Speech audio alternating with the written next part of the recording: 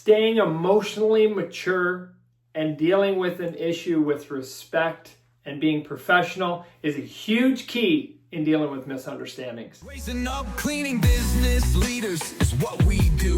Raise the standard of cleaning excellence through and through. Let's jump right in as we create the win, shining bright, making our world clean.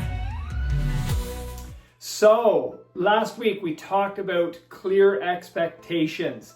And it is so key that the expectations between you and the customer are so clear, and you and even your office team, all of that, the clearer you can get with expectations up front, the easier things should be. Now, what we want to touch on this week is dealing with misunderstandings. So you did your best to make sure that the communication was clear up front, and that didn't totally happen. I gave an example last week of when I went into a home and I had to clean it with a shovel. Okay, so clearly the expectations were off. I did not bring a shovel. I found a shovel on site. So when we're dealing with a misunderstanding, first of all, it's important that we are professional and emotionally mature. We could freak out, start yelling, swearing, cursing, getting mad. That is totally not the way to start out handling that situation. What you want to do is take a deep breath and realize, okay, obviously something was missed here. I'm going to learn from this situation. Why was the expectation not clear?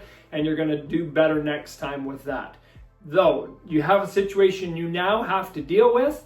And so number one, you're going to approach the customer respectfully. So you're either going to give them a call, or if it's on site or they're on site, you're going to approach them. You're going to bring up the expectations first of all. I would just say, hey, here's what we had agreed on.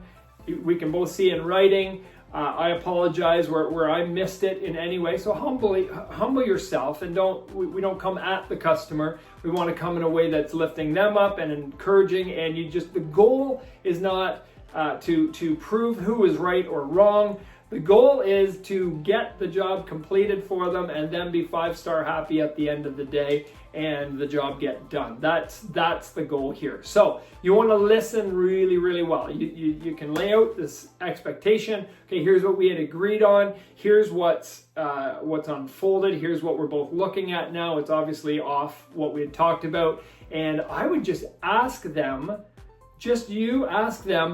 how do you want to handle this?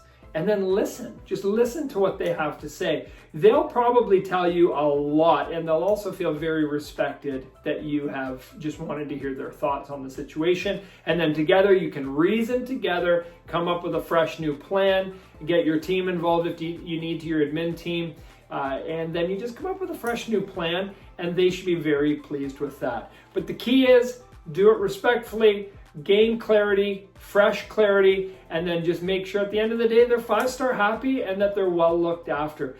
It doesn't need to be complicated. Just stay calm and enjoy the journey of it, and it'll all work out. Just to remind yourself, it's all going to work out. It's not going to be a big deal. But that's the way I would handle and recommend that you handle dealing with a misunderstanding, and it should all work out great.